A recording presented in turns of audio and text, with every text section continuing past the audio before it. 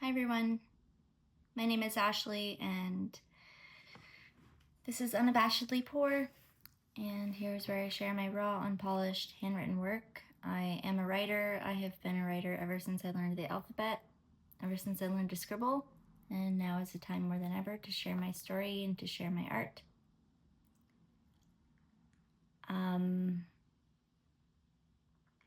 In honor of sharing my story, which I am aware that I don't do very often on a very real or transparent, deep level.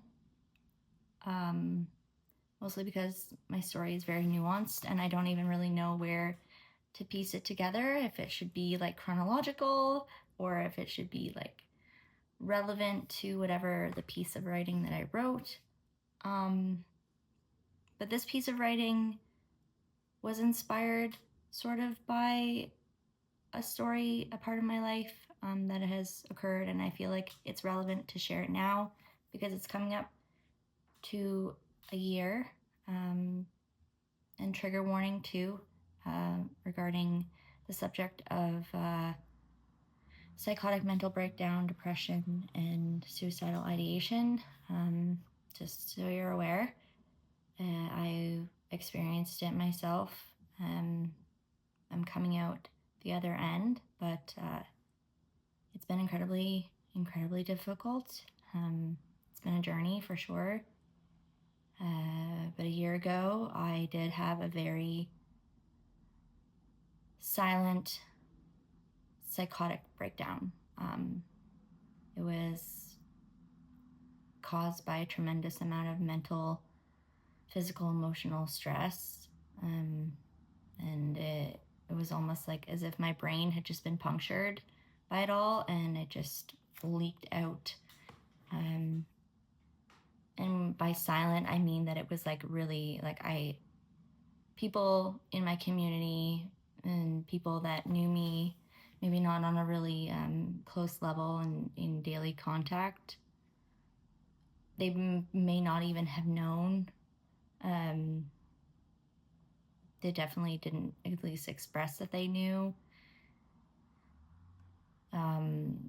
Mostly because I did mask really well. I kept it to myself. I hid everything down for the sake of protecting myself and protecting my children. We do live in a system where mental health and mental crisis are red flags. And I'm a single mom, and I've been in adverse situations where I've had scares where I could possibly have lost my children. I mean, it never did happen, it wouldn't, but it just, situations like that.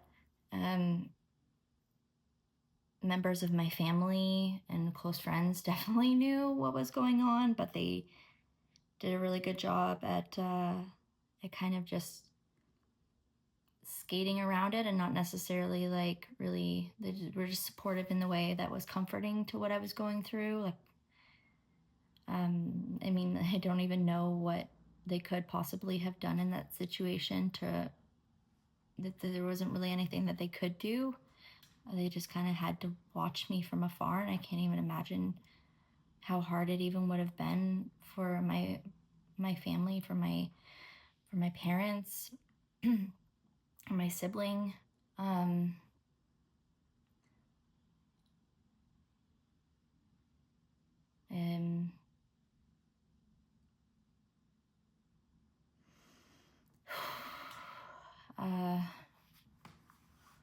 yeah, I just I'm aware and I empathize with how challenging that could be to see someone that you love to go through that, but you don't necessarily want to do or say anything because of fear. I guess they probably, in this case, were afraid that I would just go off the deep end, or worst case scenario, take my own life, which I did think about a lot. I would never act on it, but it was definitely, for those of you that know, I've struggled with mental illness my entire life. and it was never normalized. And I'm very outgoing and very driven person, very social, very kind, very active in my community. So the contrast between what I was going through is just, and living in the world that we do today. Anyways, I just felt like that was really important to share my story for any of you out there that see this and resonate with it. You're not alone. You're not crazy. And it's not your fault, and you are loved.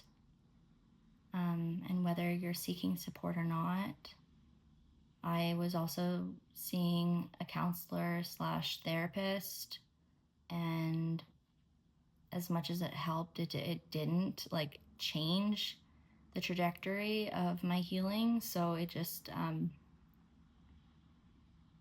it's all within you. Like you've got this. we're strong, a lot stronger and a lot more resilient than it's talked about. So anyways, this piece of course is raw and unpolished, but it is resonant to that time and to the buildup of my youth and the choices that I made and how it affected me in this whole process of what I've been going through now. No blame or shame, no regrets. It's just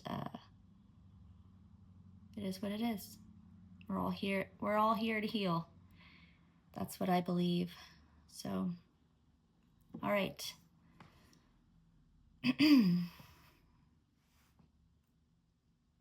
It's just the depression talking. That's not real. Here, have another pill. I don't want you to be depressed. Here, take the rest of that bit you took a risk with, that lonesome time in your youth, kicking trash through an open field, backstage pass with the band. Little, behold to them, a little baggy near my hand. You can wear my hat, just switch it from the back, drank from the bottle on some dude's lap. In a time lapse, in a hurricane, with a feller's name, I really have never felt so lame. Of course I'm sad. Wouldn't you be? The shittiest part of it is, I know, I'm actually happy.